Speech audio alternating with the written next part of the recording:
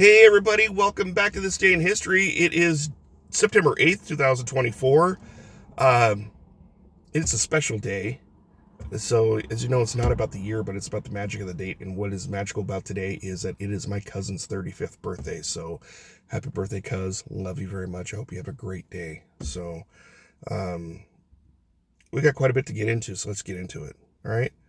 1841, Antonin Dvorak. He's a Bohemian composer. He was born on this day. Peter Sellers is a British actor. He was best known for being in the Pink Panther movie from 1970, I think it was. He was born on this day, 1925. Country crooner, American singer, Patsy Cline. She was born on this day in 1932. Sadly, she was killed in an accident. I believe it was a plane accident in the 50s. She was very good friends with Loretta Lynn, and so that was like kind of devastating for Loretta when Patsy died. But she died young. She was real young. She was in her mid-20s, I think, when she passed away. So it was, sad. Another birthday is U.S. Senator Bernie Sanders. He was born on this day in 1941. You might remember his unsuccessful presidential bid some time back. One of his campaign slogans was "Feel the Burn" because his name was Bernie. Don't know that really was a good slogan, especially to detractors. Feel the burn. Yeah, I'm feeling the burn. Don't want the burn. I don't know. It was, I don't know. Hopefully he's had a good birthday today. So, 1954, Ruby Bridges was an American civil rights activist. She was born on this day. Yesterday we talked about this guy. 1157, King Richard I. That would be Richard the Lionheart. He was born on this day in 1157. Now, we talked about him yesterday because King Richard is marching. He's marching to Jerusalem, as part of the Crusades, and he's attacked by Saladin.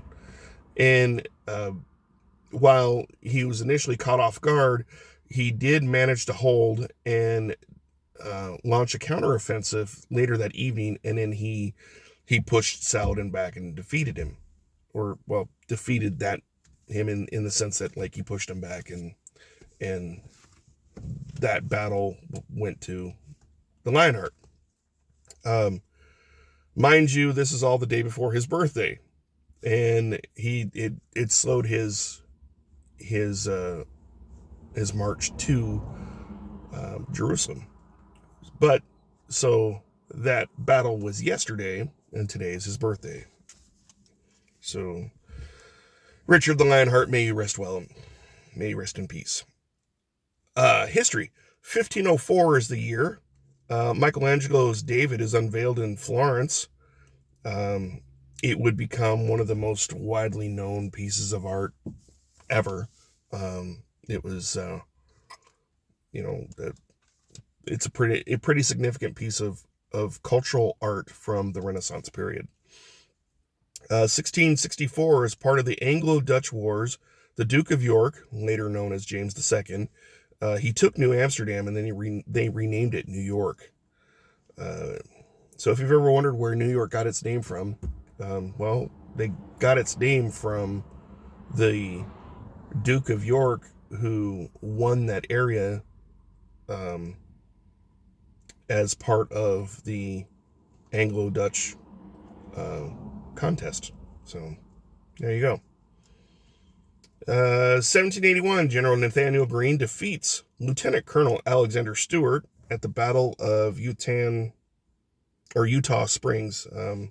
That was during the American Revolutionary War.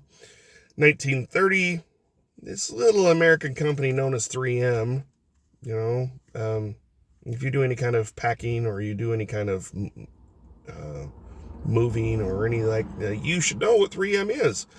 So the American company 3M, it began marketing its transparent tape. That's right. It was later known as Scotch tape. Scotch tape is what you use to, tape up boxes, moving boxes and such. So, yeah, that was in 1930. In 1941, the German and Finn armies began the siege of Leningrad, which that Leningrad lasted all of 872 days. So, that's about 2.5 years that Leningrad was under siege. In 1945, World War II ends. U.S. troops enter Korea. They enter they enter Korea at the 30th parallel, right? So the United States enters in the south, while the Soviets enter from the north, and it was there that there were still some stalwarts, some Japanese stalwarts, but they basically showed up en masse. Russians on the north, Americans on the south, and they accepted the Japanese surrender. They had to go there and say, hey, look, you guys have been beaten. You've lost. You've surrendered. Hey, here's the documentation. Your side has capitulated, so you need to stand down. And essentially that's what happened, is that they stood down to the north, to the Soviets, and they stood down in the south to us, the United States. 1960. And I actually watched this movie when I was a kid. 1960, the movie Psycho is released in American theaters, and it was basically, it was loosely based off of the real-life serial killer Ed Gein, Gein, some of the things that he did. That movie had a very memorable scene with a woman getting killed in the shower. At the end of the movie, you see the corpse of the psycho's mother, which kind of harkens back to, the whole Ed Gein story, where he killed his mother and he killed some other people, and Ed Gein was used as inspiration for Psycho. He was used for inspiration for Silence of the Lambs, with the whole, using the skin as clothing or whatever. Because I guess he did that stuff too. But yeah, Psycho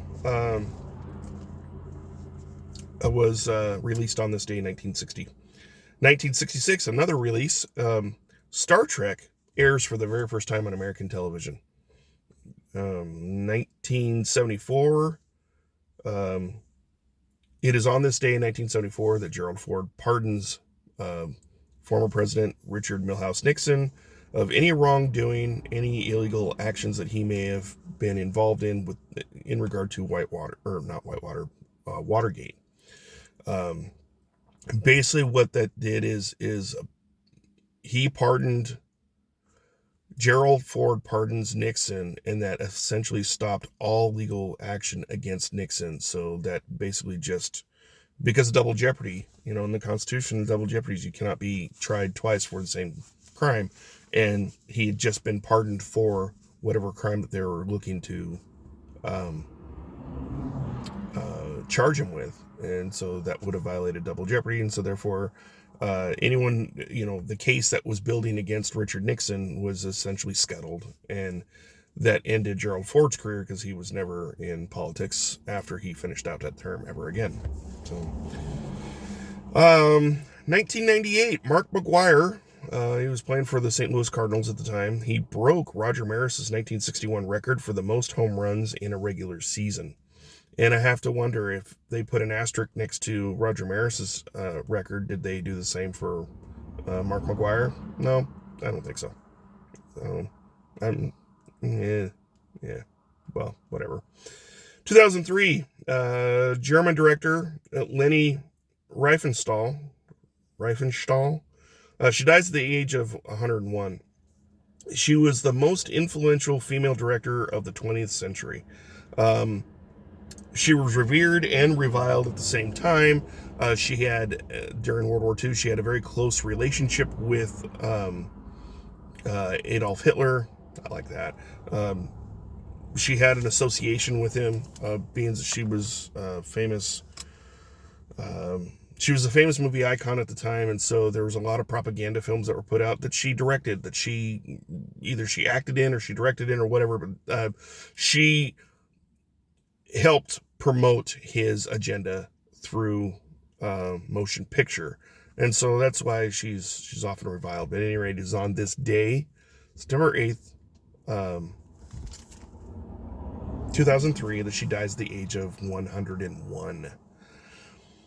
On this day in 2015, American comedian Stephen Colbert debuts as the host of The Late Show, replacing David Letterman.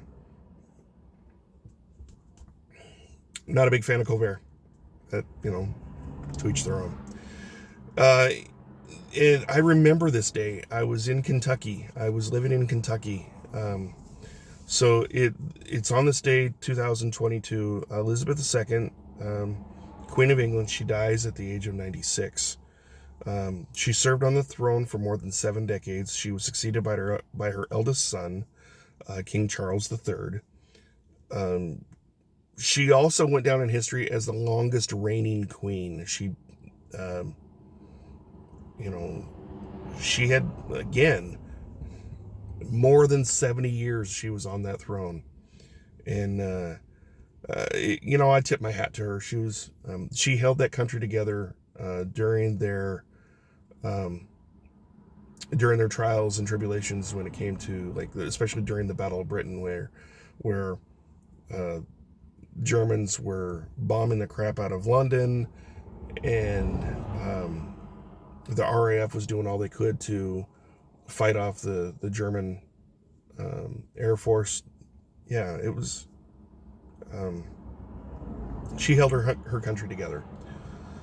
So the featured event for today is, the year is 1429. Paris is attacked by Joan of Arc. We've talked about Joan of Arc. She attempted to oust the Duke of Burgundy and take Paris for the newly crowned King Charles VII of France. He was the Dauphin, which is, he was the French prince, and she felt that it was only right for the Dauphin to be actually crowned in Paris, and so that set her on this quest she wanted to take Paris, and she wanted to take Paris for